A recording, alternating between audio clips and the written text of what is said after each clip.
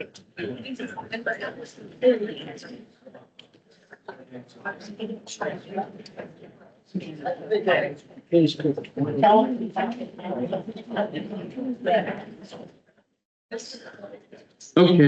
good morning, everyone. We've still got a few people rolling in, but we'll go ahead and get started. So first, I want to thank you for coming out. Welcome to the fourth annual meeting for the Foothills Landscape Project. I know we had some agendas on the table, but I think a lot of those got passed out. So I'll just kind of run through it right now. We'll start off. We'll have our forest supervisor and our deputy forest supervisor come up and do some opening remarks. Then we've got a couple members from the Foothills Collaborative Group that are going to come up and give some information on that group. And then we'll go into some of the presentations we have today. So I'll be giving a presentation on the Foothills Landscape Project as a whole, some of our accomplishments over the last year, where we are on implementation from projects we've done in the past, and then looking forward to projects in the future. And then we'll have our district come up and give a presentation for the Lower Chattooga implementation area. So we'll start with the Forest Supervisor for the Chattahoochee-Oconee National Forest, Judy Thomas. All right, good morning and welcome. It's really, really good to see all these faces, so many that I recognize and so many that are new to me. That feels really good to have all of us here together, united in this room over our love for our national forests. And there's a lot of you here, which is great.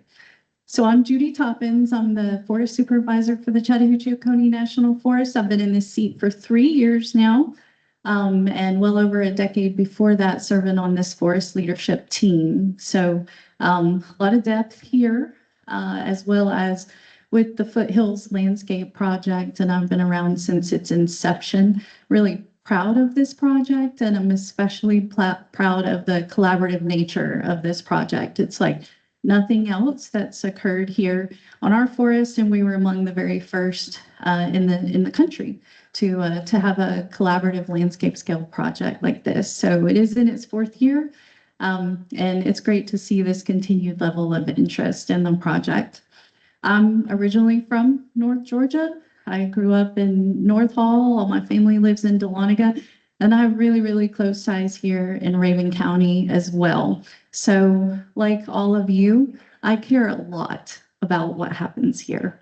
And so I really look forward to some great conversations with all of you today. We're not going to leave any questions on the table.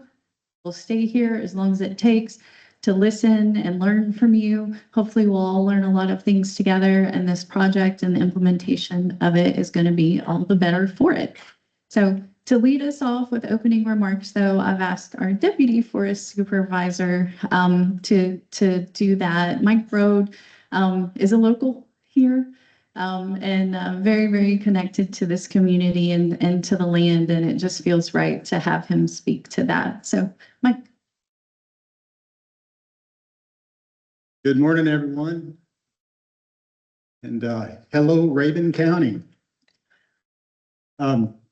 So I'm Mike Brode, as Judy mentioned. I'm going to try and get my distance here with the mic.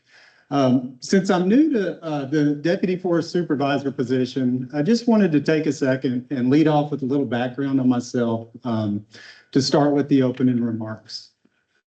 Someone was asking me this morning how long I've worked with the Forest Service, and I had to do the math, and I was surprised to say I've worked with the Forest Service for 25 years. My career has flown by. I can't believe that. I am originally from Hot Springs, Arkansas, and I started on the Ozark National Forest working as an ecologist.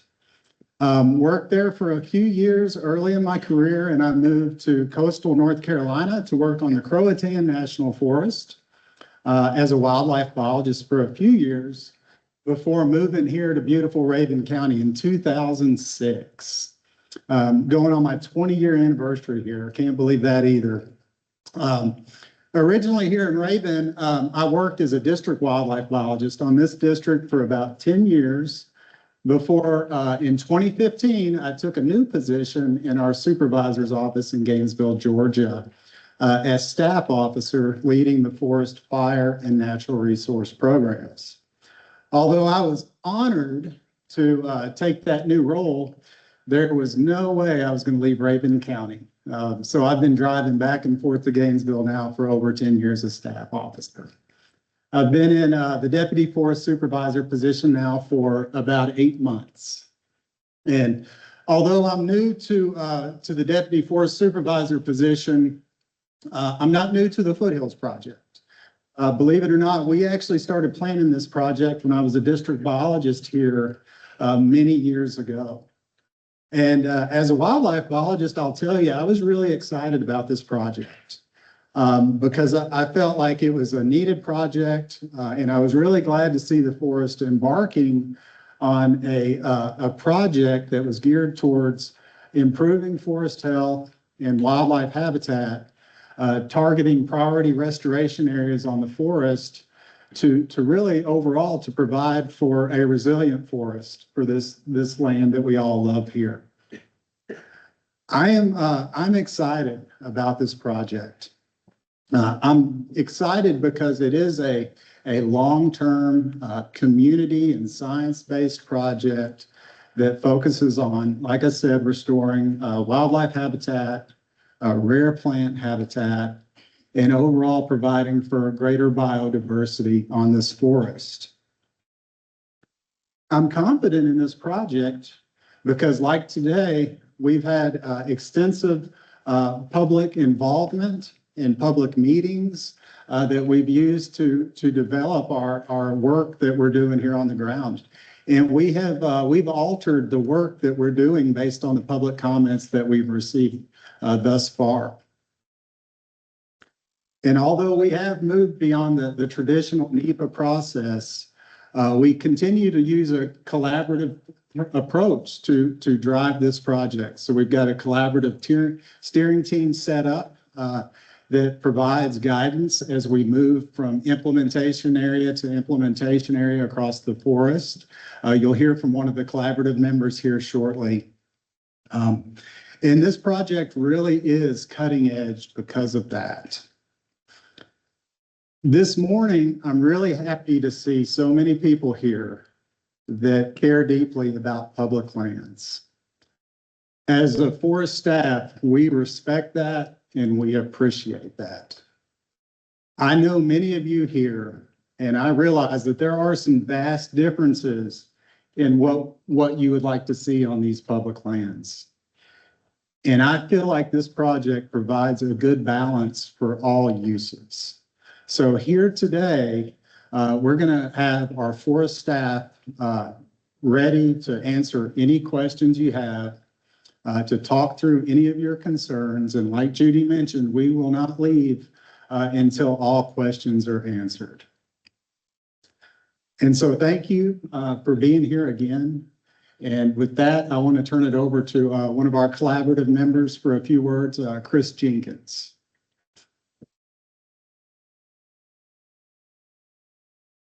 Thank you, Mike. So my job today is to introduce you to the Foothills Collaborative Group. I'm a member of that and co-chair one of the subcommittees. And the way I'm going to do that is, first of all, I'm going to introduce you to myself and my connections to this national forest that we all care so deeply about. And that's really not to kind of like fluff myself up and tell you how great I am. It's far from the truth. It's to give you an example of the types of people we have. We could have any one of our collaborative group members up here and you'd see a very deep, long connection to this forest, a lot of professional knowledge that's being put into these decisions that are being made on the forest. So, and then I'm going to briefly introduce you to the collaborative itself, and we have another collaborative member who will be coming up to speak more to that. And then finally, I'm going to just talk briefly about biodiversity and the Lower Chattooga project. So again, my name is Chris Jenkins. I have lived in Rabun County for almost 20 years. I moved here from Idaho, where I worked in the greater Yellowstone ecosystem doing wildlife and land conservation in that area. And I have a number of things that I've done throughout my career. Again, I'm not trying to fluff myself up. I really had the luxury of time. I'm getting old. And so I've been able to do a lot of things in my career. But I'm going to talk to you about a few of them that I'm very actively involved in and show you my connections to the forest, again, as an example of the type of people that we have working on this collaborative. So first of all, my day job, I know many of you, my day job is that I am the CEO of a nonprofit based here in Rabun County that works globally, but we work a lot locally as well. And we work on endangered species conservation. So we work on rare reptiles and amphibians, the group of species that most people have forgotten. And in the mountains here, our primary focus would be around salamanders, things like hellbenders and some of the other salamanders. The other thing I do is I'm the chairman of the board for an international conservation organization based in Montana called Backcountry Hunters and Anglers. I'm an avid hunter and angler in this national forest. And basically, we do public land conservation. So we've done so many things, but I can give you one example. In this recent scare we had where there was a push to sell all this public land, we were one of the leading entities fighting against this, really galvanizing a lot of especially the hunting and fishing organizations, and we're able to get over 200,000 people gathered together, reach out to their senators, go to DC, do these types. So those are the types of things we do. We fight for clean water. We fight for not having our public land go away, those types of things. Another thing I do that's linked to the forest, I feel strongly about it. I feel strongly that it shouldn't just be us. And so I'm also on the board of a nonprofit called BIPOC Outdoor Collective, where I work with people from inner city Atlanta who don't have the advantages that a lot of us have. And I bring these people up into the forest and I take them on camping trips and hunting trips and backpacking and all of these things. So there's that connection. And then the last connection I'd make is that I'm also on the board of another nonprofit called Mountain Conservation Trust. And essentially we are the land trust for the Georgia mountains. And so we are working on private land, but we're working to conserve as much land as we can to connect this amazing national forest that we have. So I'll leave it there. Again, I just want to use that as an example. I've dedicated my life to this national forest, and my partners on the collaborative group have done just the same. Any of them could be up here and tell you a similar story about all the amazing things that they've done for our forest. The second thing I'd say, Rob's going to come up in a minute and give you a little more depth on the collaborative group. But I will tell you that the collaborative group is, again, a group of these experts. And we were formed, we're independent, first of all, of the Forest Service. University of Georgia, who's standing over there in the corner. They help coordinate and facilitate all of our actions. And we're incredibly diverse. We're everything for, I see people sitting in the audience, we've got Nature Conservancy and Chattooga Conservancy and National Wild Turkey Federation and on and on and on. Outdoor vehicle use, just a huge diversity of groups. So we bring a lot of diverse perspectives on the national forest. And it's important to note that it is not our job to make decisions about something like this lower Chattooga project. Those decisions, at least at a core scale, were made many years ago. We already talked about how we've been working on this project, and a lot of you were probably involved in that early on.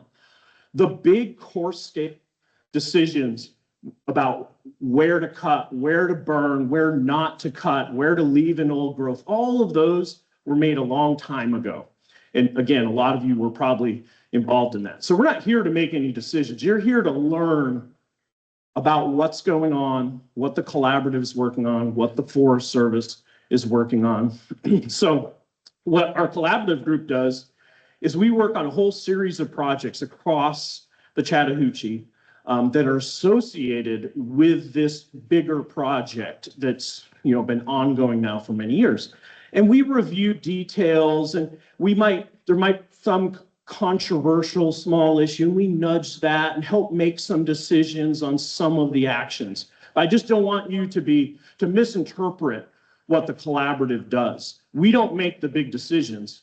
They've already been made, and we've already, as a group, made them. I was part of that process as well. And again, I see many of you that I know are part of it. So, but again, Rob will give you more info on that. The last thing I'll say about the Lower Chattooga project is that, you know, in general with the Forest Service, and I'm speaking beyond the Chattahoochee, but we've seen a change over time. In general, the Forest Service, it's obviously a multi-use agency, and they've really taken that to heart. And they're really, with a lot of their forest actions, they're moving in that direction. They're not, you know, fiber is not the primary issue in most cases. It's restoring these ecosystems to get them to a point where they function somewhat like we think they might have historically. It's to conserve, like Mike said, rare plants and wildlife. And, you know, I spend a lot of time in the National Forest, and I would challenge anybody in this room, including the Forest Service employees here, I bet I spend at least as much time in the National Forest. I'm in the National Forest when I'm not traveling. I'm in the National Forest every day. And I know this forest. If you want to sit around over a beer or a coffee and just talk about, oh, this gap, and yeah, if you go over that gap, you end up in this creek, and oh, that rhododendron thicket. I mean, I can do that all day. I love this place. And so, I've spent a lot of time in, I call it the southeast quadrant of Rabun County. You know, if you take kind of 76 War Woman and 441, you break us into quadrants. And I've spent a lot of time everywhere. And if I go down to that quadrant, the southeast quadrant, my anecdotal but professionally informed observation is that of all the quadrants, that is the quadrant that is by far way out of what it might have functioned historically. And in particular, that's our lowest, most diverse part of the county. And the animals I care about that probably not a lot of you care about much, I'm talking things like pine snakes and corn snakes and king snakes. That's where they were. We have records of some of those, what would be rare snakes in this part of the county. However, they aren't there anymore, because when you go walk through a lot of that forest, it's pine plantations and low diversity in the understory. So I'm not saying, I'm just giving you my perspective on biodiversity and that some work needs to happen in this region, and it is going to happen. Again, we've all already approved this, but I just wanted to give you my perspective. And don't get me wrong, you know, there might be some slight changes. We may need to do some things to better protect the Chattooga watershed or a particular place, you know, so I don't debate that. But in general, we're moving towards functioning ecosystems that are more sustainable, support better biodiversity, more rare species like pine snakes and things of that nature. So I'm going to turn it over to Rob. Where are you? There you are. I was just looking at you. Yeah.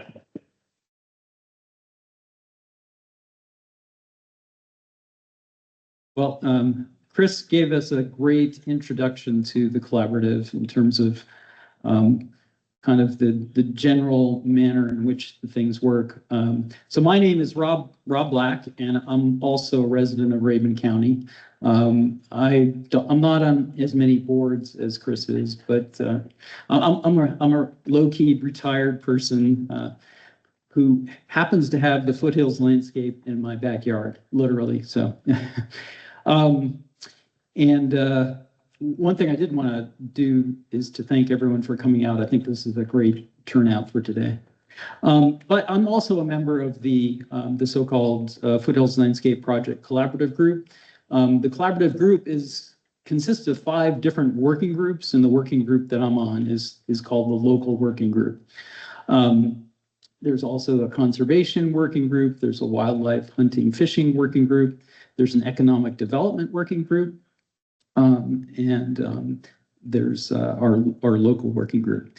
So the collaborative really is a formal stakeholder group that was instituted when the Foothills Project was formalized.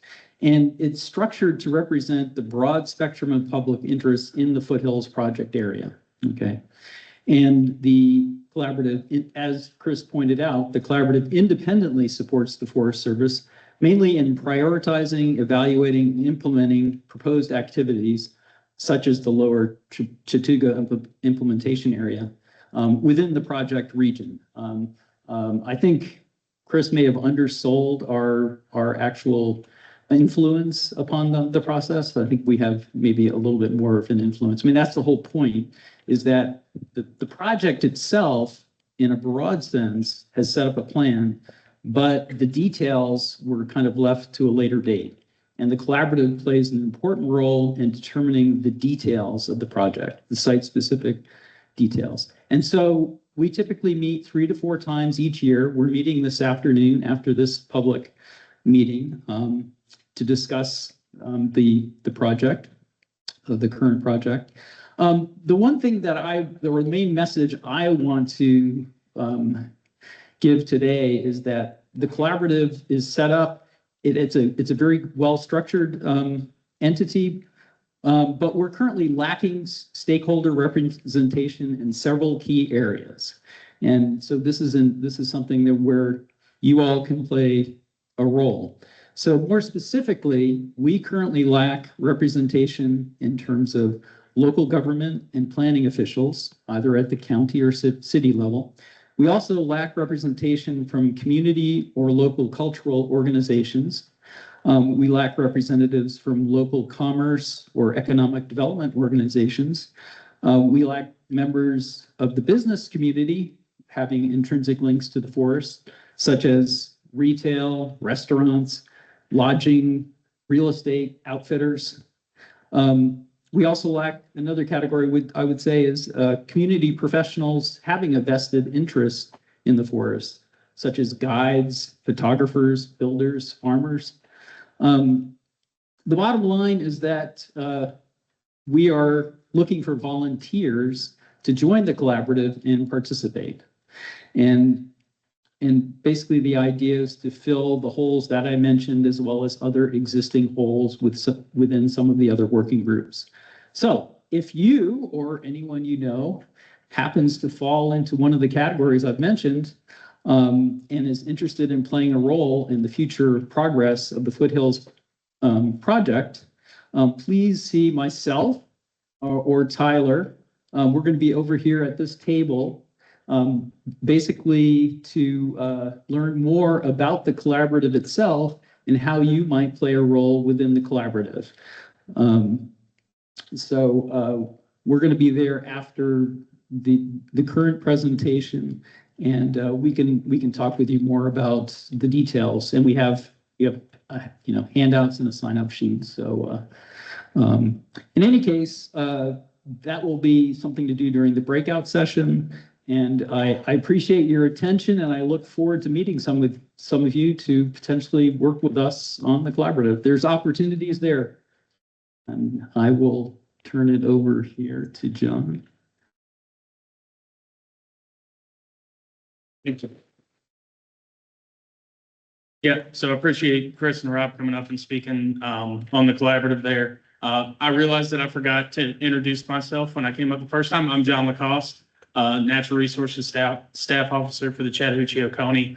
Unfortunately, I'm not a Rabun County resident. I'm in Habersham County. Don't hold that against me. And I just orientation to the building in case anyone needed to know. So there's bathrooms out in the hallway. If we need to leave for some reason, obviously the way you came in are there emergency exits around the room as well. As we go through these next presentations, I know several of you will have many questions. I'm going to ask you to please hold those questions. Once we finish the 2 presentations we have, we've got tables set up, and we'll have representatives from each of the districts at those tables. And then, of course, the collaborative has their table set up. And that's where we can go engage with folks from the districts and answer those questions. And, of course, myself and Judy and Mike will be floating around as well. With that, I'll dive in to the Foothills Landscape Project annual stakeholder meeting presentation. Get on the right thing. Okay, so just a little background on the Foothills project. Covers almost 158,000 acres across the 3 northern districts of the forest. And there are 39 different proposed actions that are covered under the decision. And that project area is split up into 16 different implementation areas, and I'll show you that on a map here in a second. I know this text is probably way too small for you all to see right now, but the types of projects that are covered under this are a litany of commercial and non-commercial timber activities, creation of young forest, early successional habitat. There are aquatic restoration projects such as large wood placement, aquatic organism passage placements. There are roads and trails actions and rec site actions, as well as other wildlife habitat, bog repair, really a litany of different proposed actions across the scope of the project. So here's a map of the project area, and you can see it's kind of it's called the Foothills Project because it falls in the landscape where the mountains are visibly reduced to foothills. And it runs along kind of the southern portion of the Chattooga River and Blue Ridge Ranger districts, and then over on the western side of the Conasauga Ranger District. This project that we'll be talking about in the next presentation is actually our 4th entry into Foothills. So the first 2 are labeled number 1 and number 2 on the far northwest side of the map here. And then you can see the small one labeled Bog on the far northeast side was our 3rd entry. And we'll kind of go into those a little more when I do updates at the end of this presentation. So we talked a little bit about some of the history of the project. Initial public involvement for Foothills Project started in 2016. The decision, the environmental analysis was signed in April of 2022, and the Foothills Collaborative Group formed shortly thereafter in 2023.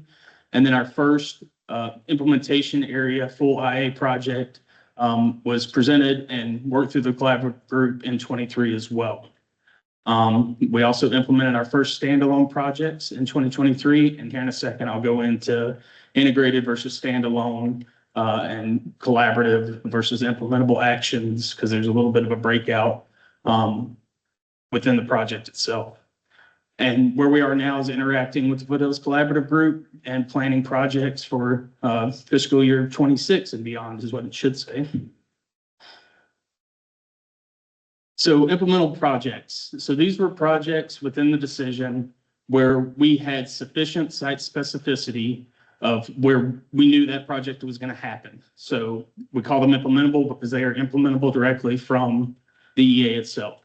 We go out and do those projects. We still provide the notification of the collaborative group that we're moving forward with it just for awareness. But we're not working through the collaborative group on those projects.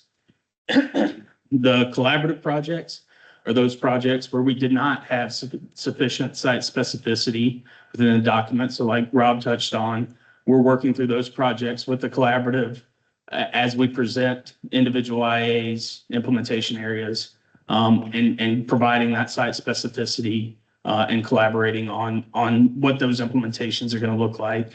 And we might do those in integrated projects where we're looking at one of those 16 implementation areas, and we're considering all of the components that we want to do across rec and engineering, roads, transportation stuff,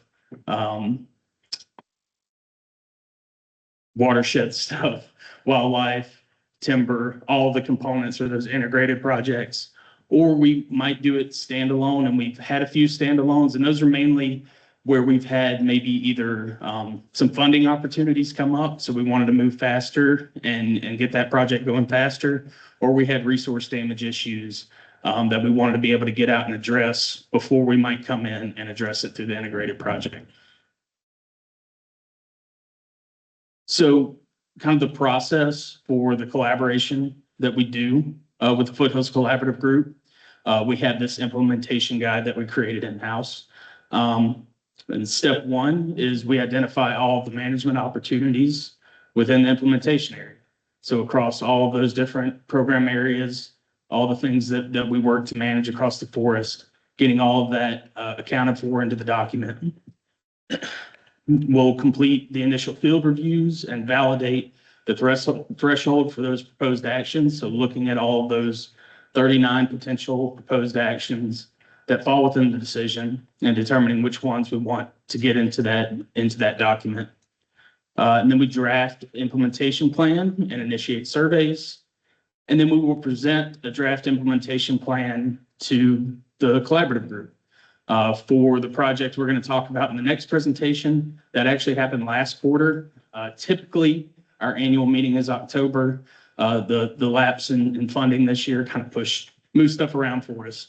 So we kind of split that meeting off and went ahead and went with it outside of the annual meeting schedule. So this is going through the steps. In step one, when we're identifying all those opportunities, we're looking at, stand conditions and desired future conditions, impacted streams that we want to address, threatened and endangered species and rare plants, existing needs with prescribed burns, and road inventory, that kind of stuff. Like I said, addressing all of those different areas as we go into the plan.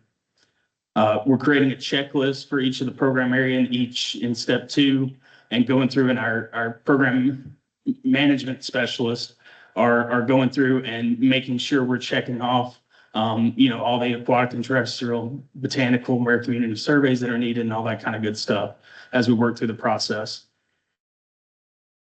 In drafting that implementation guide and presenting it to the collaborative group. Step 5 would be where we are here today. So public notice, opportunity for input. So some kind of framework around that is we are working under the decision of the EA, right? So this is an official public comment period, but we still want to hear from the public, what their interests are, and particularly for our out year stuff, where we're going. What are you interested in those areas? What do you want us to focus on as we're starting to develop this plan to go into that next implementation area? We will conduct field trips and educational outreach. So that's an opportunity we'll provide today. If there are interested parties, we can set up a field trip for the public and go out. If you have an interest, when you go to the breakout tables, talk to one of the Forest Service staff about that. We'll get your name, contact information, and be back in touch on that. We're identifying additional monitoring needs.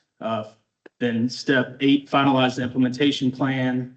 Step 9, the district ranger, local line officer would sign that plan. And then in step 10, conduct contract reviews. So that's actually going into the actual implementation of the project.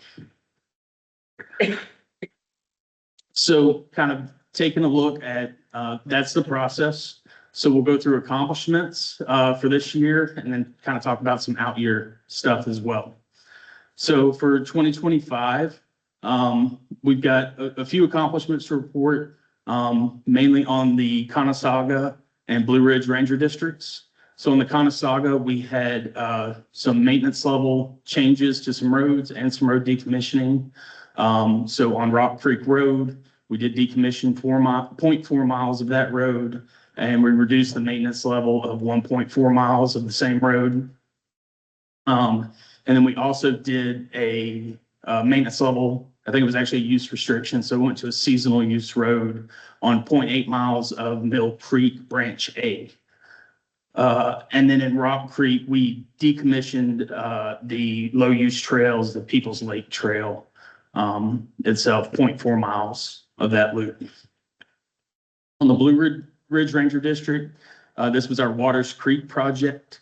So we did 1 mile of stream habitat improvement. So that was like large wood placement, creating habitat and fish refugia within the streams. We also did a 200-foot buffer of that stream to enhance existing stream structures. And then we stabilized the stream banks on about 50 acres surrounding that stream as well. So I wanted to talk a little bit about 2025. So these were our planned burns for last year that we had notified the collaborative that we were intending to go forward with. You can see we had a good amount. I want to say it was, can't remember the total off the back. Actually, it might have been on that last one. Yeah, 5,886 acres of prescribed burns were planned in 2025. Unfortunately, because of a variety of conditions, we had weather criteria, and the prescribed fire or the wildfire issues. And I'm sure a lot of you are aware of the wildfire, that we had up near the War Woman area. I think they had their ICP down on here at the building just below this, a little bit after this time, about a year ago. Due to those factors, we weren't able to conduct any of these burns last year. So that doesn't mean that we're still not interested in doing them. We're still looking at them, and where we have windows to fit those in, we intend to carry those forward and fit them in as we can over the next few years. In addition to that, we do have some additional planned prescribed burns, and you'll notice the ones for last year were mainly Chattooga River and Conasauga burns. We have some additional burns from the Blue Ridge that we notified on for this year, that we're intending to go in and do this year, providing conditions allow for it. So we'll go into some collaborative project updates.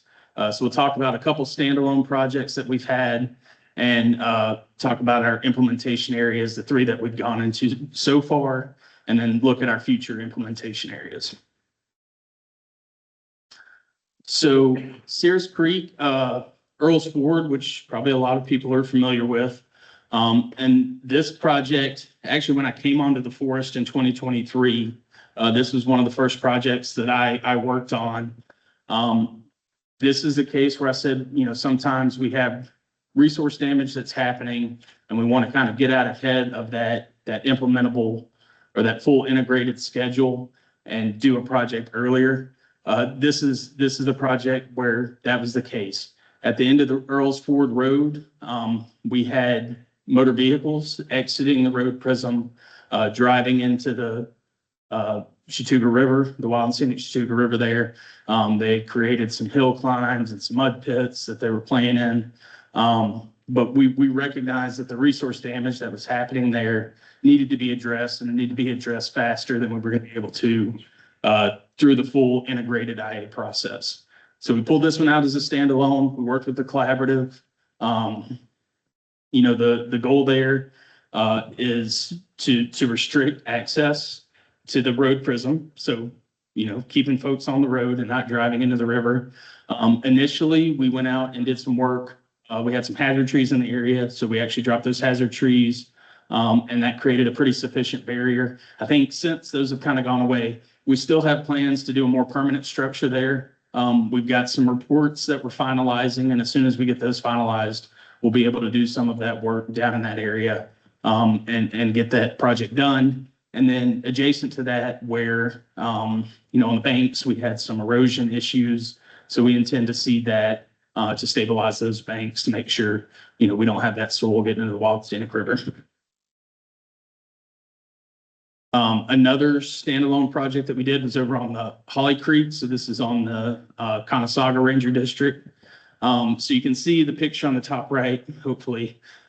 We have got the road, and it is immediately adjacent to the Holly Creek river itself, creek itself. Probably poor road placement, but what that gives us is a lot of sedimentation that's getting into that creek. And this is a creek with a lot of endemic species that are only found in these stream reaches and nowhere else on the planet. So we think it's really important to protect those. What we're doing is we've partnered with TNC, and we're actually doing a paving project there to reduce sedimentation into that stream from the road itself. Additionally, the 2 photos on the bottom, so this is a little further down that road. We had an area where the stream bank was being incised. It was being cut in by the river itself. And on this picture, you can see a lot of drainage and sedimentation that's going into the creek. Again, we worked with TNC, I believe, on that one. And they helped engineer a solution. Picture on the right is kind of the after picture where we stabilized that bank. We're actually even able to install some stairs, so there's still access for people to get down, do fishing in that creek or recreate down in that area. There's also another project tied to this that we worked with the collaborative on, and that was on tributary to Holly Creek, where we had 3 barriers to aquatic organism passage. We moved out on that one because we thought we had a funding opportunity that was going to come through. And we did get that worked through the collaborative and it was supported, but unfortunately that funding opportunity fell through. So we're still keeping that in our back pocket. If funding comes available for that, we've got, 3 AOPs that we can install there, that would help those upreach reaches, where we also know endemic species occur. So getting into the large, the full IA implementation areas, and these are the integrated projects. So the first one we went into was the Mooneyham project implementation area. And this was back in 2023, if you recall, is the first one we brought through the collaborative process. So the first project that we worked on out there was a non-commercial oak mid-story treatment. And we partnered with Rough Grouse Society to collect data and do some monitoring and contract the work out. And that got completed last year. We were able to do that oak mid-story work. We did have an existing prescribed burn planned in this implementation area, the turkey beard burn, originally planned in 2024. But we kind of had a unique situation as the river goes across the state line on the north end. A part of that burn dipped into Tennessee. So we had some coordination with the Cherokee National Forest, our neighboring forest to the north, to make sure we had good coverage. And we were all understanding what we wanted to do there. So it wasn't able to occur in 24. Obviously 2025, we just didn't have the right conditions to pull off these prescribed burns. So we're still looking at implementing that one in the future, as the right environmental conditions and weather conditions, all that kind of stuff are there to get that burn on the ground. We also had 7 commercial sales in this implementation area, and that covered 91 acres. Those have all been completed. And tied to those sales, we also had a half mile of road that was daylighted. And this is kind of providing some of that early successional habitat. It also helps with our road maintenance. If you keep the road from being shaded, then it'll dry up and it won't be muddy. So you can, when you drive on it, you won't rut it up as bad. And then we also had stream habitat improvement of quarter mile stream where we did some large wood work. Again, that's, placing woods to create habitat within the stream for the species there. In addition to that, we had some other road maintenance work, gravel placement, repairable washout, replace several culverts. There's another larger stream project that we're still working through on this one, and a few other smaller things that we'll be implementing throughout the next few years. The Hale Ridge implementation area. So this is the one that was labeled bog. Many of y'all are probably familiar with the Hale Ridge area. This was actually completed just after our last annual meeting. So our last annual meeting would have been in October of 24. In December of 24, working with Trout Unlimited, we went out to this area. When the Forest Service acquired this property, it was historically agricultural land, and the stream had been placed into a channel. So it had been moved out of its natural position and placed into the channel. That channel had incised or had, the water had cut down.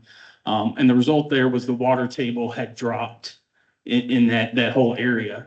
So our plan was going in and moving that stream back into its natural channel, filling in that incised ditch area, and then creating some habitat. We did some large wood work here as well in that stream to create habitat. We've had great success with this project in the months after the implementation and moving it over. So you can kind of see some of the incised channel here, filling that in and moving it back to its natural thalwag. But we did see the water table rise after we got it back into its natural stream. So that means that the soil in that area is holding more moisture, and it can support more rare plants, and amphibians, stuff such as that. So really cool project up there. And then finally, the Upper Conasauga project implementation area. So this was, we worked through this. It was presented at that October 2024 meeting. We worked with the collaborative group, and we got a letter of support from the collaborative group in August of 2025. So we have since started moving out. The only two things that we've actually implemented so far from this are decommissioning of 0.4 miles of Ken Mountain Road and decommissioning of Murray's Lake Trail, 0.8 miles, and that was another one of those low-use trails. And then we are working with National Deer Association on a stewardship agreement for a lot of the other projects in this area, from the commercial, non-commercial. There's some aquatic restoration work, wildlife habitat improvement, that kind of stuff. So looking at out-year planning now. So on the Blue Ridge Ranger District, the next interdisciplinary collaborative project is the Three Sisters implementation area. It is planned to present to the Foothills Collaborative Group in 2027, early 2027. And the district, so common stand exams have been contracted out for this area. So we're starting to do, some of that phase 2 work where we've kind of identified a lot of the projects. We're starting to get out in the field, and see what the conditions are on the ground so we can fill all that information in. And they've been partnering with DNR to identify focal areas for treatments to increase habitat for game and non-game wildlife species, and adjacent to known populations.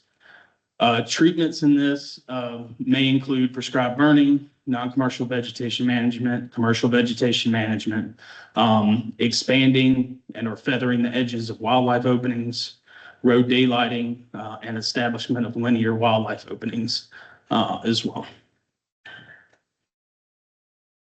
For the Conasauga Ranger District, the next interdisciplinary collaborative project will be the Rock Creek implementation area.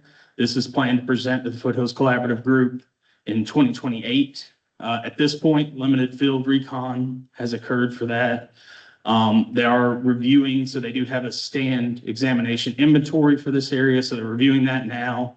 And there will likely be a variety of commercial, non-commercial treatments with that as well, but it's a little far out, limited information on that one thus far. And then for the Chattooga River Ranger District, the next project is the Lower Chattooga implementation area, and we're going to hear from the district silviculturist on that one here in a second. Want to thank you for your engagement with the process. I'll throw these back up later, but this is the link to our forest Foothills page, and I've got a QR code that you can scan there. And then if you're interested in receiving updates from the forest, we've got a keep in touch page, and there's a QR code for that one at the bottom as well.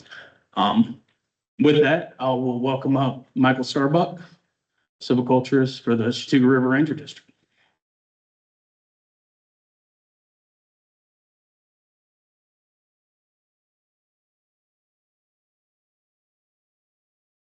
How's everybody doing today?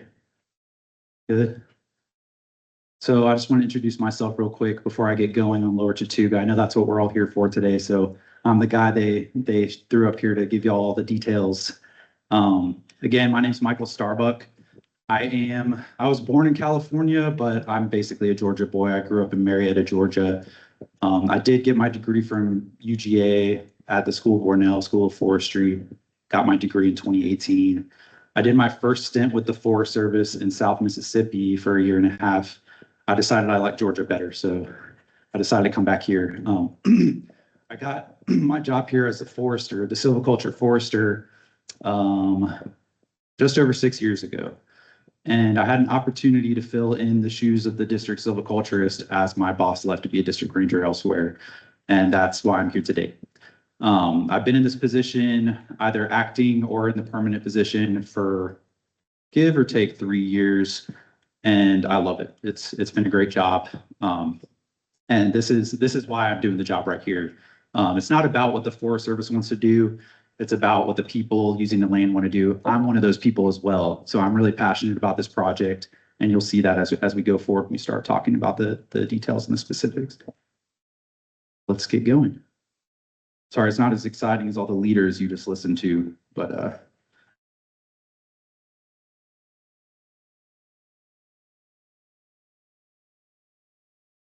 sorry.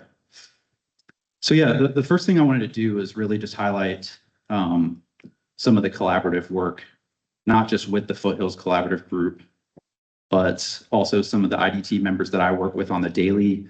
And then we do have some partners that we've been, trying to rebuild that relationship with, and they've been helping us do a lot of this work, such as the inventory work. If y'all heard John talk about common stand exams, that's something we do in silviculture to go out, see what's on the landscape, identify what species are there, the status of the forest, whether it's an overstock stand, whether there's no understory, things like that.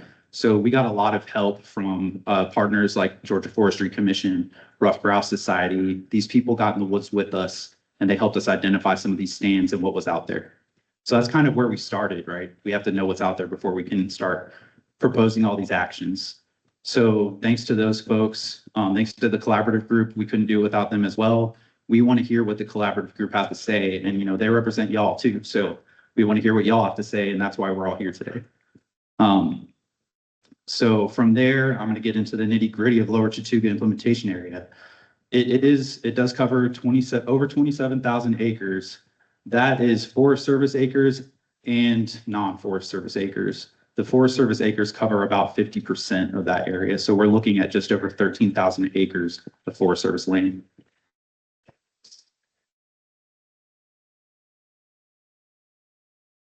Excuse me. Okay. This is kind of a overarching broad map of what that implementation area looks like. I think a lot of y'all have probably seen this map now. This is derived from our forest plan. So everything we do, the forest plan is our Bible. We look at that, and it has all the objectives of what we want to do and how we want to manage the land. It has all the communities that we're trying to get back on the landscape that are declining, that kind of stuff. So this picture is showing you what those forest plan prescriptions look like and what kind of management we can do in those areas because of what those are. So I just want to be clear that we're not cutting all this timber right here with these green polygons. I'm going to whittle it down for y'all going forward.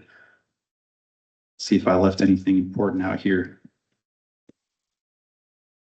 I do want to state that most of these land management prescriptions in this area, in the Lower Chattooga area, do fall under timber suitable prescriptions. We have some that kind of limit on what we can do in terms of commercial harvesting and some vegetation management, things like that. Most of this area is in timber suitable prescriptions. And I'm sure y'all are familiar with the area, being from Rabun County, most of you, but we have the Chattooga River and some of the tributaries, Cliff Creek, Stakeholder Creek, Camp Creek. Those are all in this area.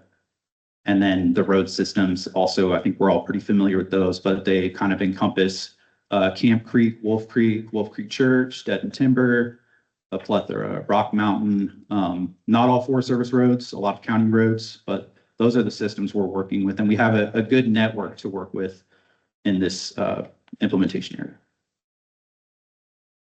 So first, John McCoss kind of alluded to this. These Foothills projects they have a list of implementable actions that we can kind of move forward with. We still keep the collaborative and you all informed on what we're doing in terms of out in the woods. And then we have a list of collaborative actions where we have to go into deeper detail with the collaborative group to determine what we're going to do out in the woods. So I'm going to start off with the implementable actions, breeze through those, and then we'll go on to the collaborative actions. So first on our list here is canebrake restoration. I'll break these down in a little more detail. This is just the summary, but we have canebrake restoration proposing 15 acres.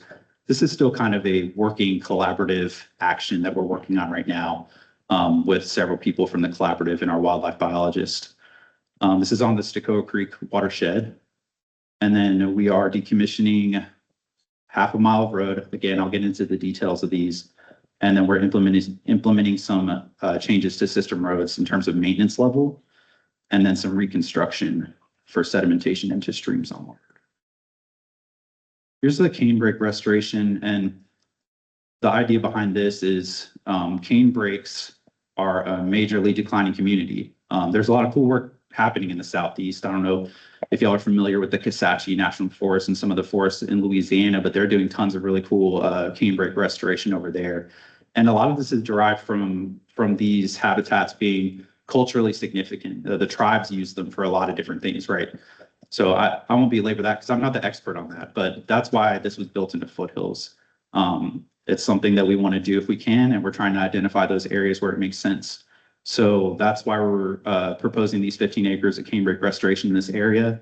You can see some of the management strategies that doesn't necessarily require, but the tools in the toolbox, right? How are we going to get the cane break back on the landscape? And I'll admit it's a difficult area to do management because usually it's in riparian areas, right? So we have to be sensitive about that.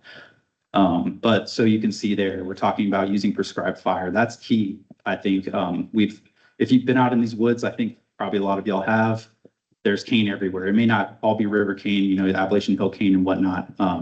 But a lot of that cane is most prevalent in the areas that we're burning. So you can kind of see that on the landscape.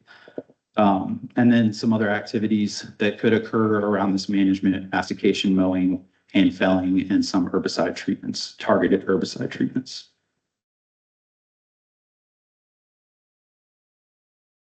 Now that's kind of hard to see, sorry about that, but that's the polygon. And I mean, all these are publicly available as well. So there will be plenty of time for questions at the end at our tables and whatnot. So if y'all are curious about locations and all that kind of stuff, I'll definitely be able to answer a lot of those questions. But okay, so we're decommissioning half a mile of road.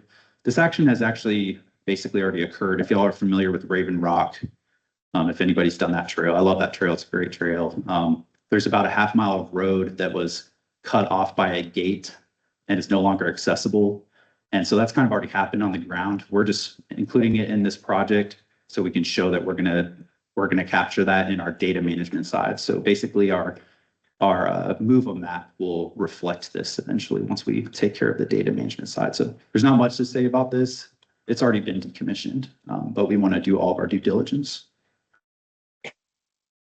There's the stretch of road I'm referring to. Also kind of hard to see, apologies. And then we're implementing some maintenance level use changes. And there's I won't belabor this, there's a whole list of roads there. A lot of these roads are already in what we refer to as maintenance level 1 roads. Again, this isn't my expertise. The engineer could fill you in on this. Also, the Foothills Landscape Project has a link to that defines our maintenance levels and how we manage those. But most of these are already in maintenance level 1. So we're not really doing much here. I think the biggest change there is at the bottom. We're looking to propose Upper Cliff Creek as a seasonal restricted road.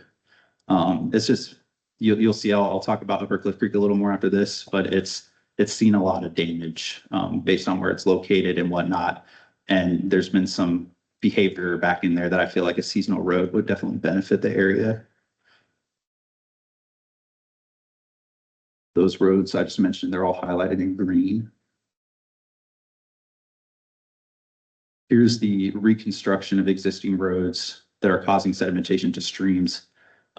This was the biggest one in this project area that we notice as Upper Cliff Creek Road. It literally parallels Cliff Creek, and especially the first few hundred yards of the road are in pretty bad shape. And so we're just looking to do some work on that road and fix it up and not cause sedimentation into our streams. You can see some of that work may include upgrading culverts, some improving stream crossings, adding surface material, and obviously we're following Georgia BMP, so we're doing all this. There's that stretch of road stemming off of Wolf Creek. Okay, I think this is the part that you guys came for.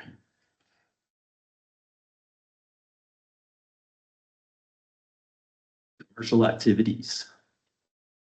I'll just kind of summarize it here and then we'll go into each individual commercial activity and go into more detail. So John kind of proposed all the different actions that Foothills was designed for. We're not implementing all of those actions. They weren't all identified in this area, but we are implementing quite a bit of them. We're proposing to implement quite a bit of them. You can see there, a lot of this is derived from restoration of declining fire adapted communities. That's what our forest plan really focuses on. As a silviculturist, my job is to look at the landscape in many different ways. I'm looking at the history. I'm looking at the silvics of individual trees, how they're adapted, what type of ecosystems they can thrive in. I'm looking at what the current condition is of the forest and what the desired future condition is for the forest, not just for the forest to remain resilient, but for it also to remain resilient going forward for future cohorts of trees and future cohorts of our generations. So that's kind of, that's my purpose of looking at these forests. And we did that. We did our standing stands in our inventory, and we came up with these proposed actions. I'll breeze through this quickly and then we'll break it down. So restoration of southern yellow pine forest on dry sites. These are sites dominated by mid to late successional Virginia pine and white pine. Again, I'll break these down when we get to each specific one and kind of go into more detail. We're also proposing restoration of southern yellow pine, and these are in those offsite loblolly white pine plantations that we planted 30, 40, 50 years ago. And then we have some 2-age regeneration harvests proposed to restore oak, 109 acres there. And then commercial thinning for maintenance of southern yellow pine forest. That's mainly shortleaf pine and pitch pine forest that we're going in to thin for maintenance and forest health. And then I think one of the hot topics that everybody is really curious about, including myself, are the expanding gap treatments and what that looks like for both southern yellow pine, and you can see it there under maintenance of oak forest. We have some proposed expanding gap treatments there as well, with some maintenance of oak forest in commercial thinning. And then of course, some commercial thinning of pine plantations for forest health. Lastly, to kind of wrap it all up, we do have some wildlife focused treatments proposed for some road daylighting and wildlife opening daylighting and expansion. And I'll get into some more details about this here in a second. And lastly, sorry, the 599 acres of proposed woodland habitat, which is essentially a commercial thinning as well.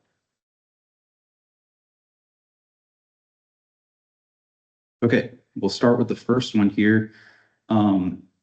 As you can see how it's mentioned there, a century of fire suppression has resulted in a lot of this, right? So we have a lot of species that are prolific seeders, a lot of mesic species, a lot of species that can handle a lot.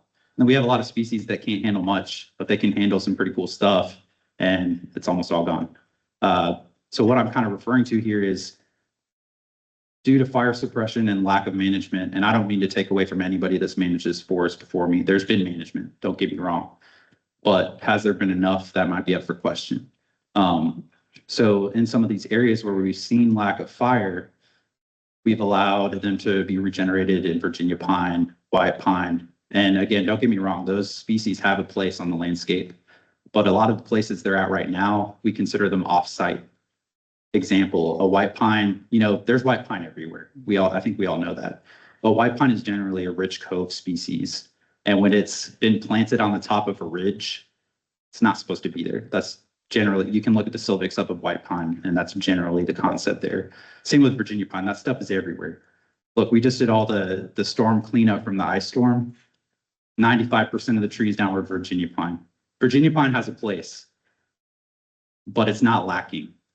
So for me, I'm looking at what's lacking. What is the limiting factor here? So in this case, I'll get off my soapbox there.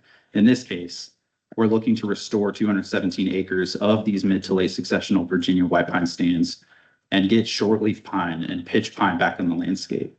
And that's going to include other activities that those pine need to be able to persist on the landscape. They're fire adapted, right? So we do propose that these stands are within burn blocks. And that's multi-purpose for us. We're not just doing this for silviculture. We're doing this for the wildland urban interface as well. You all live out there, right? We just had the Big Ridge fire. It's 3,600 acres generally in y'all's backyard. That's the kind of stuff we're trying to avoid with this. We're trying to create that resilient landscape. So by getting fire adapted communities out here that can stay resilient to things like natural disturbances like fire, like wind throw events, and they can persist on the landscape, as opposed to things that aren't fire adapted or natural disturbance adapted that won't persist on the landscape. You can see it out west. There's a lot of really good examples of communities that aren't adapted to wildfire that got roasted, and they're struggling. They're struggling out there. And that's kind of our goal here. We're trying to create a resilient landscape, not just for us, for the wildlife, but for you guys, the people that live in the backyard. That's where these treatments derive from. So there's a small suite of actions that would go tied in with that. And I'll get into this more once we get to some of the other restoration treatments, because there's 3 or 4 different kinds. But this would involve site prep, release treatments. Again, I'll get into more detail there. Maybe some pre-commercial thinning. Here are the 7 stands that fall in that category: the mid to late successional Virginia pine and white pine. You'll be able to kind of visualize this a lot better when you come visit us at the table. The map is a little easier to look at. It's a little messy. Apologies for that. Okay, so restoration of southern yellow pine forest or oak forest on sites currently occupied by offsite plantations. So this is where we're going and looking at those loblolly plantations they planted way back when. The white pine plantations they planted way back when. And a lot of times we walked away from them too. And depending on how familiar you are with this area, you probably visited some of those stands and you've seen the southern pine beetle kill in those stands. Or you've been around when we had to do harvesting because of southern pine beetle. All it takes is one astronomical drought season and those pine plantations they're looking pretty tasty. Southern pine beetle is out there always. It's never not there. It's always there. It's a native pest. So there's tons of research, and it's been around forever, on why you should thin your pine plantations. That's kind of what this is getting at, but taking it to the next level. So going back to establishing those fire adapted communities on the landscape, we're just removing what wasn't there and putting what was there. We're removing the majority of the loblolly pine plantation or the white pine plantation from where it shouldn't be. We're planting shortleaf pine. Yes, we do practice 8x8 spacing of planting. That's not what we do 100% of the time. In fact, we're starting to implement some cluster planting for shortleaf. There's some really good research on that done by Chad Kaiser. I can't take credit for that. But shortleaf is one, it's not a prolific cedar. It struggles to be the one to regenerate the landscape depending on where it's at. So it has a hard time competing. In this case, we are artificially bringing it back to the landscape, but we have to deal with mortality. We go out and we're required by the National Forest Management Act. We're required to reforest these stands. We don't just cut it and walk away. We're not doing real estate cuts here. We're going in, we're planting it, and sometimes we do 8x8 spacing, yes. But we're also going back in with a follow-up targeted herbicide treatment, and we're protecting all the natural oak species that come up naturally as well. We're not just going to go in and promote this 100% monoculture shortleaf pine. We care about the other species too. But going back to our forest plan, remember that shortleaf pine is lacking on the landscape. So whether we're planting it in rows or not, we need it there. And that is a huge objective of ours. So we are going to be planting shortleaf pine on the landscape. I can go into a little more detail on some of those follow-up treatments here. We go out, we harvest. I understand just as much as anybody else that a harvest is never pretty in the first year or two, never pretty, depending on who you're talking to. We could ask some of the hunting groups in here and maybe it's a little different story, but you go in, harvest, and then that's when we do our site prep treatments. If we go in, we can do a chemical site prep treatment, right? We're not doing aerial broadcast or anything like that here. We're going in, we're targeting species that we consider undesirable, the species that outcompete the native communities that we want to bring back to the landscape. Poplar, maple, white pine, Virginia pine, those species can grow anywhere without problem, without issue. It's the ones that we have a hard time growing. It's the ones that invest all their resources into their root system first. Tulip poplar, maple, white pine, they all invest all their resources into growing up. Oak, shortleaf, they get ready for that disturbance. They put all their resources in the ground. So when that fire comes through, yeah, they might get burned over, but they're going to resprout because they have such a strong root system. So not to belabor that, if we're going to do a release treatment, we come in 3 years following. We have all of our planted shortleaf. Let's say 75% of them survived, but they're this tall and the poplar are this tall. If we walk away then and never come back, it's going to be a poplar stand in the end. Now, I'm obviously going to extremes here, but I'm just trying to paint that picture for y'all. This is why we're doing the release treatments. We're going to promote the species that we want to be on the landscape for future generations and what we want the future cohort to be. And sometimes that might involve a pre-commercial thinning down the line in years, whatever, 10 to 15. So these are the stands that we're deeming the off-site plantations that we're going to be restoring to some of those native southern yellow pine communities.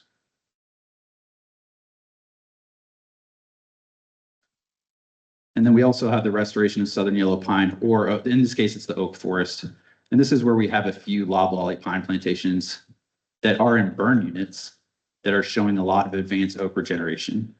And good for us. That's kind of the rule of thumb to restoring oak on the landscape is you want, unless you're going to artificially plant, you want advanced oak regeneration. If y'all don't know what that means, if I go and cut a stand and there's a bunch of oak, whatever, 5-6 inches tall, we can't really rely on those to reforest that stand. We need strong oak. We need stuff that's diameter breast height. Typically, that's what advanced oak regeneration is. So we identified a few stands that have a strong community of advanced oak regeneration, and that's these stands right here that we're proposing, 109 acres. And let's say that, okay, well, what if you guys burn over all the advanced oak regeneration? It's not there anymore. Well, we just signed a really awesome agreement with Hurricane Helene funded dollars that allows us to plant acorns at the Flint River Nursery in cooperation to always have, we collect the seed ourselves here from the forest. We send it to the Flint River Nursery. We float the seed, we grow the seed, we lift the seed, and we bring it right back here and we put it in the ground. And we have an awesome agreement that we just signed with them to do that. Thank you, Hurricane Helene.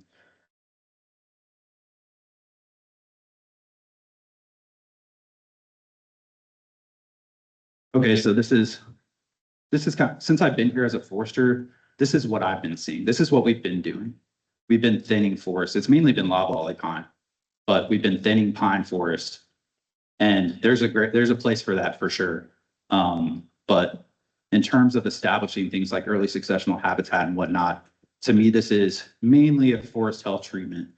And it also does allow us to promote some regeneration of those species as they're in the overstory. So a lot of these are stands that have already present shortleaf pine, probably shortleaf pine mixed oak, other mixed hardwoods. And again, there's a place for those other species. We're not necessarily going out there and nuking every white pine. And, we leave the species that we often refer to as undesirable.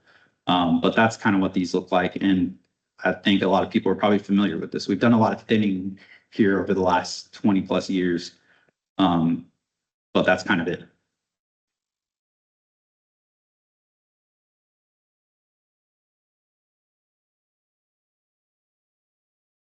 Okay, the expanding gap stuff. This is also referred to as Schlag, if y'all have heard of it. It's a German concept. This is the idea behind this. And again, this is new science. Everything we're doing is based off of good science. And you can find this stuff on the website in the Foothills Landscape Project plan referenced in there. But in terms of southern yellow pine forest expanding gap treatments, there's not that much research there. But in theory, it works these species work very similarly to the oak expanding gap treatments, which I'll get into more following this. But the idea is there's areas that we can't burn for whatever reason, the access, because there's tons of private property there and it's not logistically feasible. But there's still stands that we're looking at the understory and we're like, what's going to come up here next? There's nothing in the understory. And that's where we're trying to create structural diversity, some wildlife habitat in areas that we can't burn. And basically the research behind this is that if you cut a large enough gap in an area, It's the edge of those gaps where some of those species can thrive and regenerate. So I've seen some of this work done research-wise from the Southern Research Station on the Pisgah National Forest. And yes, they cut gaps, and it's the edge of those gaps where the oak is getting to that advanced regeneration stage. And then it's the center of the gaps that tend to, that's where the more shade tolerant or the less shade tolerant species will thrive. Basically, tulip poplar makes up the center of their gaps, and then the advanced oak regeneration is on the edge. That's the beauty of coming in with a targeted herbicide treatment, is if you do have oaks in the middle, you can just do a little basal bark spray on the stem of the poplar, take care of the poplar. We're not nuking the stand with herbicide. We're just doing targeted treatments. We're doing them at the minimum rates that the label provides for us.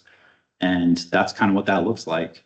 To go a little further on the expanding gap, it's not just creating gaps, it's also thinning the matrix in between the gaps. And that matrix allows for that much more advanced regeneration. We're trying to hit that prime sunlight exposure down to the ground that oak can thrive in and compete in, as opposed to just wiping out the stand and bringing all that sunlight in at once. That's when the poplar win typically.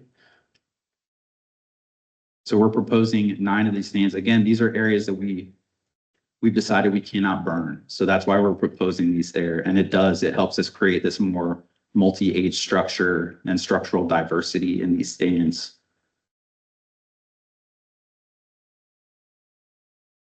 And we are proposing 811 acres of thinning in oak forest. I think there's a lot of opinion on oak and what harvesting oak looks like, and I have my own as well. But there's also a lot of research that shows. I have a really good example too, actually.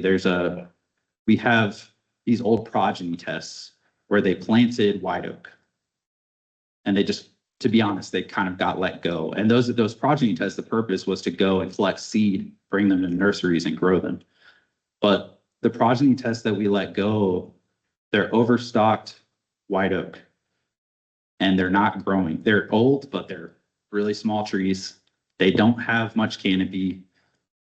The research that I'm kind of alluding to is that when you thin a stand of oak and you allow them more space to grow that canopy, that's when the mass production goes up.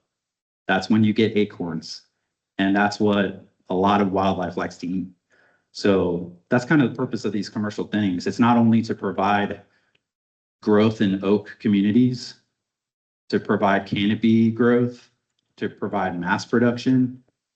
It's also to provide our next cohort of advanced regeneration of oak. So that's the purpose of these commercial thinnings. We want to bring more oak into the world behind the mature oak that might be aging out.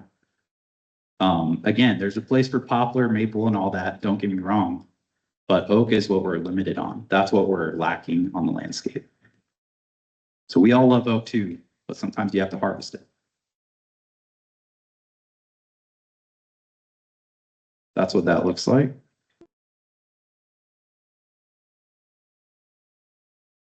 And I kind of went into pretty good detail of this expanding gap concept. This is for the oak side. And this is where most of the research is derived from. It's for advanced oak regeneration. Again, the theory still applies to your species like shortleaf pine and whatnot. And we're going to be learning that on the way. We're not just going to cut this and walk away. We're going to be monitoring and seeing what's happening and seeing, making adjustments as we go. It may be that we don't need to do any herbicide treatment because it's a nutrient deficient site and the oak loves it and nothing is out competing those oak. So we can, we may not have to do that proposed release treatment with herbicide. Another example would be if we're in a burn block and we just did a thinning and our goal is advanced oak regeneration and we originally proposed it to be burned and then a follow-up herbicide release treatment. If the fire does the job already, which fire is my favorite tool, it's the cheapest and the most effective tool that we have. That's a biased standpoint for silviculture, but it has so many other purposes. But if we go out there and monitor that burn and we see, well, there's tons of advanced oak regeneration here. Yeah, there might be some poplar maple mixed in, but we're already achieving what we want to achieve here. Then we're not going to do, and we might nix the herbicide treatment follow-up. But anyways, yeah, for the expanding gap treatment, I feel like I went into a lot of specifics there already. Feel free to come ask all the questions at the table after. there's a few of those.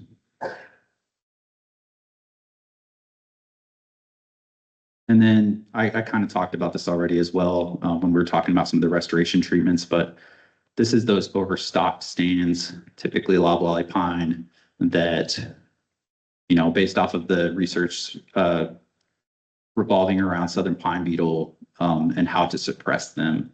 That's what this is kind of derived from. You know, we have overstocked stands right here. It says 120 square feet of basal area per acre or more. I've walked some of these stands and they're 200 plus easy. That's where the pine beetle feast. So if we have that drought year, that's what we're trying to prevent. We don't want a bunch of dead snags or down woody debris. There's a place for that stuff too, but we don't want the entire stand to get eaten up. And we have ways of doing salvage sales and whatnot to try to prevent that. But this is us getting ahead of that and trying to thin those pine stands before the southern pine beetle decides it's their year.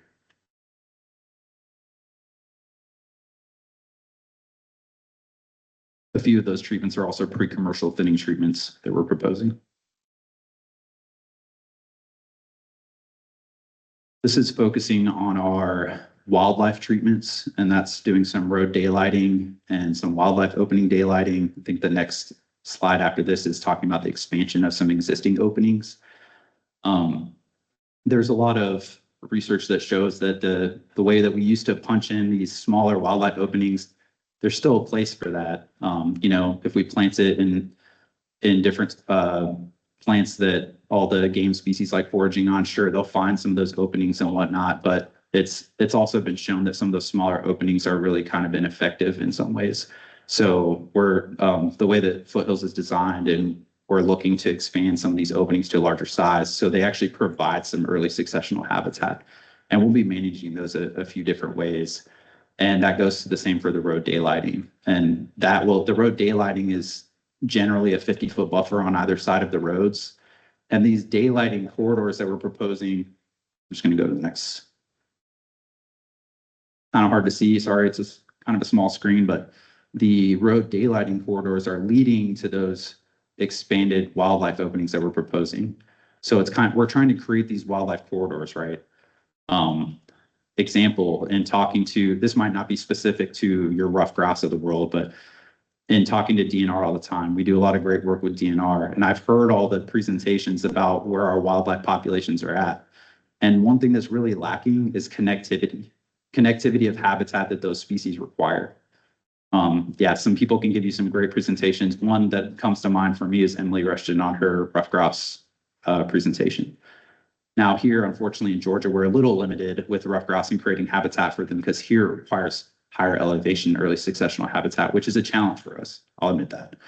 But what I'm trying to highlight here is we're trying to create that connectivity for the wildlife. You can't just punch a hole in here and then go up into North Rabun County, punch a hole in there and expect the wildlife to be able to traverse between those communities, between that habitat.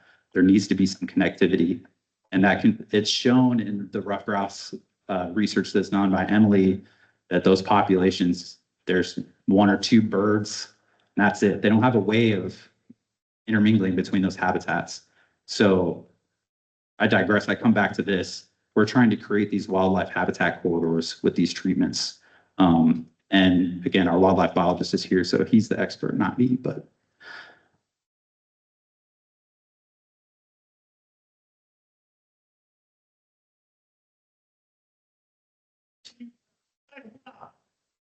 Now, a lot of these people.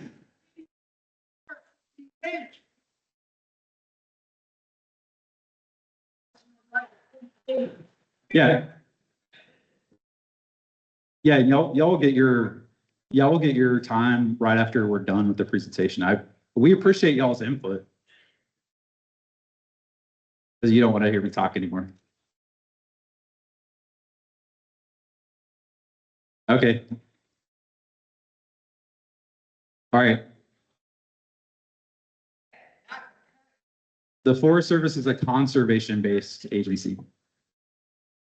Yeah, okay. I'll end my talk now.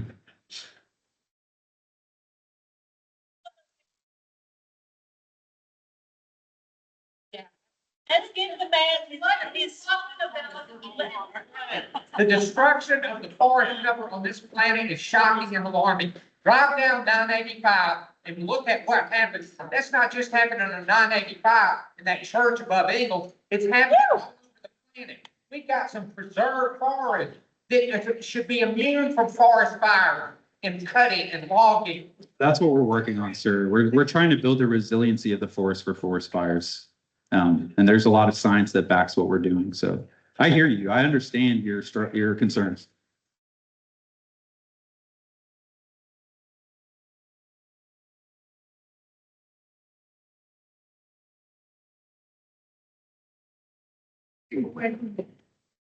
And when I go and look at your fires, they're leaf fires and twig fires. You're not getting rid of any of the fuel that could lead to a catastrophic fire. And climate change is what's going to cause catastrophic fires. And no matter how many fires you burn, we get our air. You get our air from the trees. They're going to cut them. You're going to cut our trees. Let them talk. We would like to hear what else. I hear you. I'm just gonna finish. I have a few slides left, and then you guys can come chew us out at the table all you want. Oh yeah, please, I'm here. Please. I'm willing to speak towards this. I'm really passionate. I see your passion, both of you, and there's a place for that, but I also have a lot of passion for this as well. And I was professionally trained to propose this type of work based off of science.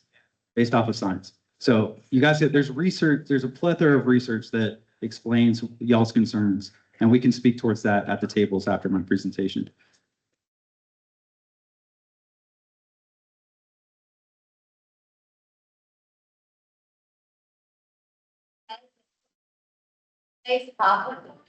If you just let nature do its job, you don't need to use herbicide for that. And please, everybody, can we just hold, as I asked at the beginning, let's hold our questions, get into the presentation, and we can have these conversations.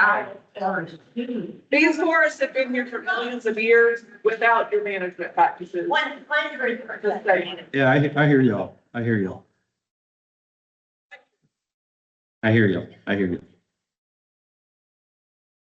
Got 5 minutes. Yeah, come on. 5 more minutes.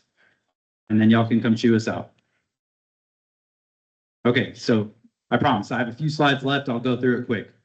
We're trying to restore open woodland habitat on this landscape. It's essentially a commercial thinning. This area has some of the best sites for woodland habitat. You can see that in some of the cooperative burning that we've done with Georgia TNR down by the gorge.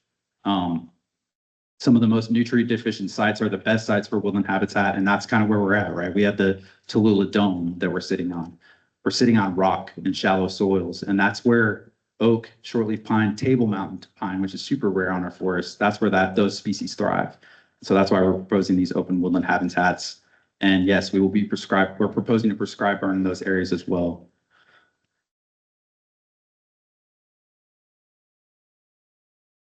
Talked about expanding openings already.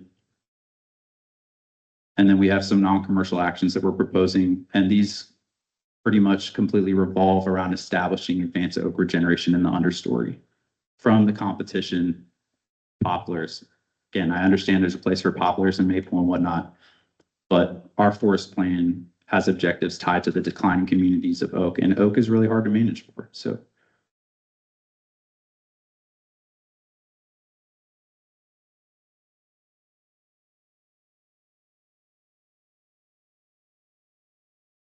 and here's our slide for the prescribed burning that we're proposing, 6,600 acres. I have to emphasize that we're not going to go in and do this all at once. It takes the Forest Service a long time to manage in general. This is work that's proposed for the next 15 years. So we're not going to go in and clear cut. What do we have proposed? Technically 865 acres. And from there, we haven't done our layout of those timber sale units. Rule of thumb is we lose 40 to 50% of those acres when we lay it out because of where we can actually go with equipment. We cut out riparian areas because we're not supposed to be in there. We follow Georgia BMPs. We cut out slopes 35% and greater because we use traditional ground-based logging systems that can't You know, if we send them up 35% or greater slopes, they're going to rut up the whole place. We're aware of these things and we're going to cut that acreage out. So I'm proposing this to you today as a max acres based off of our stand layer, but this is going to get whittled down. It's not going to be 4,500 acres of commercial activity. It's going to get whittled down because of the way we lay out our timber sales. And so back to my point with the prescribed burning, yes, we're proposing 6,600 acres. We can go into a whole suite of reasons why we're proposing this, and I'll save it for the tables because I know we have some interested parties. I'll leave it at that. 6,600 acres of prescribed new burn units. We have a map on the wall over there that kind of delineates those for you.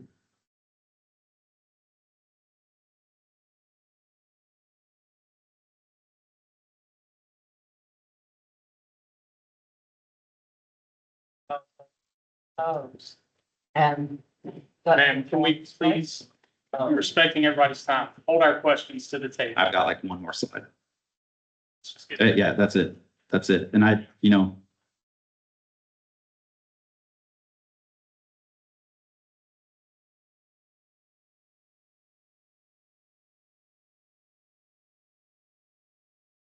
And it's according to what I've read.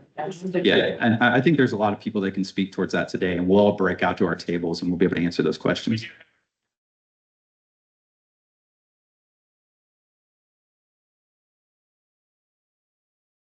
Yeah, appreciate y'all. We're gonna do this as more of a breakout. It's not gonna be a grill Michael session. So I'm not the professional here that knows every answer to every question. There's a lot of other people here that are though.